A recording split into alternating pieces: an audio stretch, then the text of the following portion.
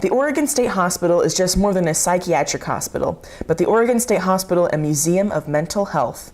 OSH, located in Salem, Oregon, was opened in 2012 and kept educational and friendly by volunteers. The OSH Museum changes display every once in a while to keep things fresh, but offer insight into the living conditions and treatment of those who were admitted into the hospital.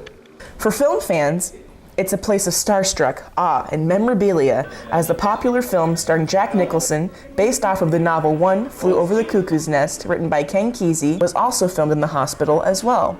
Doug Schoonmaker, a retired corrections officer and now volunteer, says some of the props from the film were also salvaged, including the television from the famous Imagine Baseball scene.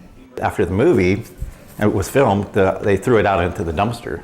Just, they didn't need it or whatever. And so apparently somebody who worked here saw that in the dumpster and like, well, I'm gonna save that. Took it out of the dumpster and then kept it for I don't know how long and eventually donated it to the museum.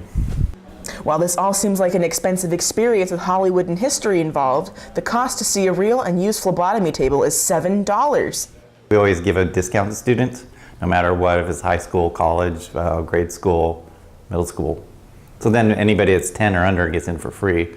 So if you're a student anywhere from 10 above, then you can get in for $1 off, I believe. The museum is divided into 3 parts and even has their own subsects in those 3 parts. So you're getting around 2 hours of entertainment.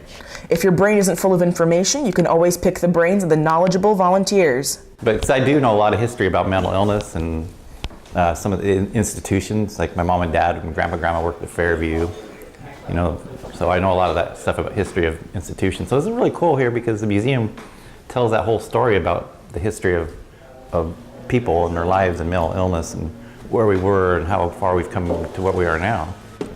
Or pick up a phone and hear some of the stories of the patients at the hospital. 84. This patient is occasionally violent. Her appetite is fair, sleeps only as medication is given. Noisy at night occasionally. May 15th, 1884. Patient is soft and flabby, tongue is clean, many teeth decayed. It's assumed that the capital of Oregon would take away the attention of such a cool museum, but this place has seen people from all walks of life.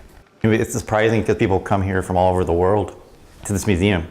And what's cool about the museum, which I found, there's only 3 museums in the United States that are actually inside a working hospital.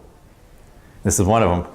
However, if you're not looking to pay the entry fee to the museum, you can always take a short walk to the memorial, where there are copper and green stained containers filled with remains. Most of them were from the state hospital, but there were some people who died in the prison right behind us. So they would, or like Fairview, they would die, or even people from the community, and nobody claimed them. They had a big crematorium, so they brought them here.